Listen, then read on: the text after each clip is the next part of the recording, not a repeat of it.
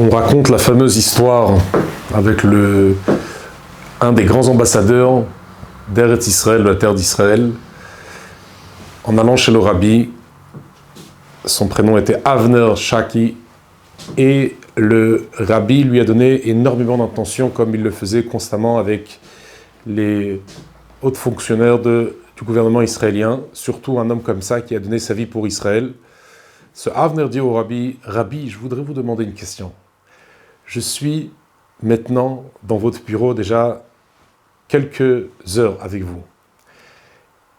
Qu'est-ce que est la fonction d'un rabbi ?»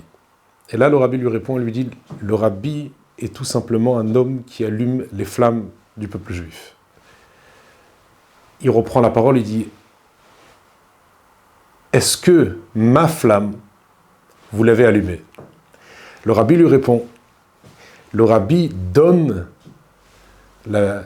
l'allumette avec la flamme aux Juifs et à lui de la rapprocher pour l'éclairer. » Eh bien aujourd'hui, dans le shiur d'aujourd'hui, dans notre cours, nous allons expliquer que bien qu'un Juif contient le nom de Dieu à l'intérieur de soi, le Yud, Kei, Vav, Kei, et comme on a expliqué, Yud, c'est qu'est-ce qui réfère à l'abnégation, la transmission totale, d'être transmis total à Akadosh Baruch Hu, de sentir l'annulation totale à Hachem, qui arrive après à une forme de compréhension qui signifie le He, comme le He qui est large et qui descend, eh bien, c'est pas suffisant.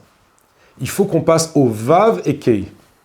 Vav, on sait bien, le Vav, c'est une colonne, c'est un trait, qui veut dire que cette compréhension, cette analyse, grand comme elle peut être, elle doit rentrer et pénétrer dans les caractères émotionnels. C'est pas suffisant d'avoir seulement dans la notion de la compréhension, mais il faut que ça rentre, ça pénètre et ça jaillit des sentiments pour Akadosh Baruch Hu. Aussi, on voit le Vav qui veut dire 6, c'est la globalité des 6 caractères émotionnels qu'un juif il a. Chesed, Gvura, la bonté, la rigueur, l'harmonie, la victoire, l'humilité, la connexion et bien sûr la transmission. Et tous ces 6 caractères sont dans le Vav. Eh bien oui, un juif il a cette compréhension, il a cette faculté de pouvoir à travers son Yud, le première lettre de Dieu qui est à l'intérieur de lui, et le He, cette deuxième lettre de Dieu qui est à l'intérieur de lui, soit d'avoir cette abnégation, cette approche infinie avec Hachem, soit qu'elle s'habille dans la compréhension, il faut qu'il descende dans les sentiments. Il faut ressentir les choses. Et enfin, on arrive au dernier He, qu'il signifie la pensée, la parole et l'action. Et on peut le voir même dans la forme. He, c'est une barre en haut, une barre sur le côté, et une petite barre sur le côté gauche, qui signifie que toute cette inspiration des sentiments qu'on vient de citer, qui est sur le Vav, que ça c'est déjà les caractères émotionnels qu'un juif doit éveiller à l'intérieur de lui pour le service de Dieu, doit se concrétiser dans des pensées, dans des bonnes pensées, dans des pensées positives, dans des paroles positives, et bien sûr dans l'action positive. C'est l'ensemble de la Torah. La Torah, c'est pensée, parole, action. Toutes les 613 mitzvot. Il y a quelques mitzvot qui concernent le cœur, les sentiments, mais dans la globalité, dans la généralité de la Torah, c'est penser, des mitzvot qui concernent la pensée, les mitzvot, par exemple, l'étude de la Torah, c'est la parole, et bien sûr l'action d'agir, comme on voit l'exemple de toutes les sortes de mitzvot, en commençant par les tefillin, en respectant le Shabbat, tout ça c'est l'action. On a Baruch Hashem, le Yud Kevav, qui est l'ensemble de tout. Mais malheureusement, pas toujours c'est si évident que ça. Entre le Yud Ke et le Vav Ke qui se trouve dans chaque juif, des fois il y a la séparation, le Amalek. Amalek qui veut dire une séparation. Le mot Malak qui veut dire séparer, comme on voit dans le Beth Amikdash, il y avait le Kohen avec son ongle qui devait séparer la tête du corps du pigeon. Il y avait le terme qu'il utilisait, c'est Omalak, c'est-à-dire qu'il découpait et qu'il séparait le corps de la tête. Eh bien, malheureusement, nous aussi. Le Yud Kei, qui fait référence au cerveau juif, et le Vav Kei qui fait référence à ses sentiments et ses actions, c'est toutes ces choses qu'on vient de dire, penser, parole, action. Eh bien, des fois, c'est séparé. Je n'arrive pas à avoir un impact dans mes sentiments. Je réfléchis Dieu. Je comprends Dieu. Je suis transmis à Dieu dans le cerveau, mais ça n'est pas nécessairement eu un impact dans mes sentiments et dans mes caractères émotionnels. Eh bien là vient le sod, le secret que tout le monde veut pour comprendre comment combiner, comment relier le but pourquoi on est sur Terre, de fusionner le Yud-Kei et le Vav-Kei, qui est dans chacun.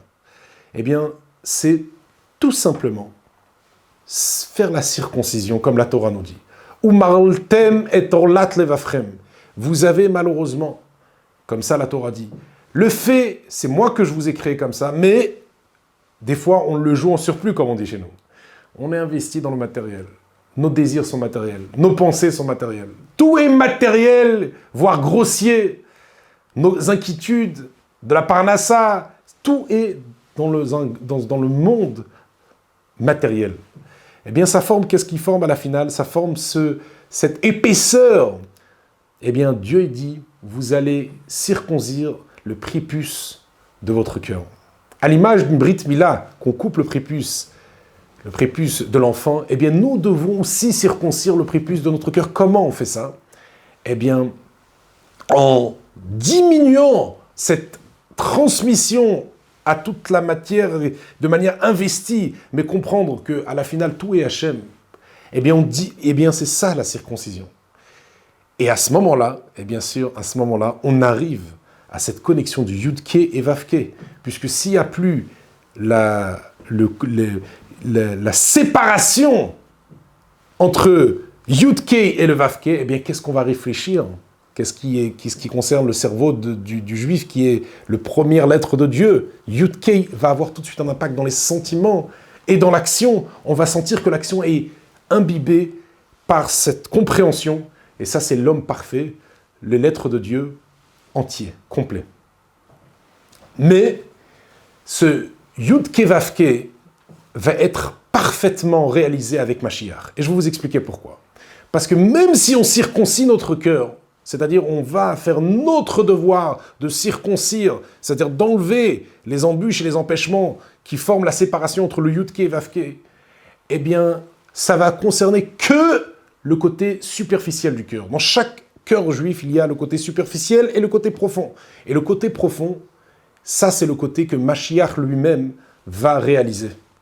Il va nous donner cette force, cette puissance d'être pas seulement connecté avec Dieu, de manière avec un cœur entier, certes, mais on peut considérer ça seulement la phase extérieure du cœur, mais le côté le plus profond, à l'image d'une personne qui devient fou puisqu'il est à un moment de sa vie que tout est en jeu.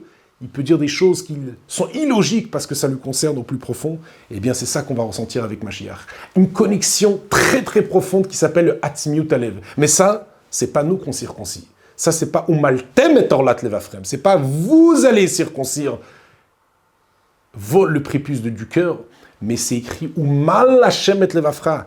Avec Mashiach, c'est Dieu qui va circoncire votre cœur. C'est même pas le prépuce, puisqu'il n'y a plus de prépuce. On l'a déjà, nous, avec nos efforts, on a déjà effectué ça. C'est Dieu qui va enlever, il va enlever une couche, une certaine couche dans le cœur du juif, c'est-à-dire un sentiment profond de connexion, le sentiment le plus profond qui existe chez le juif, et Dieu va l'enlever pour être à la finale à une connexion au-delà même des patriarches. Comme c'est écrit,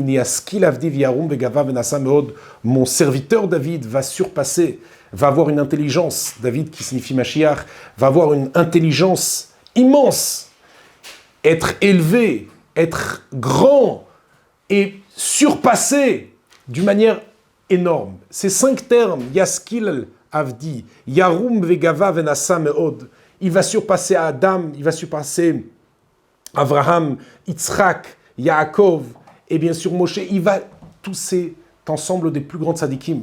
Parce que leur connexion était Chitzoniut Alev.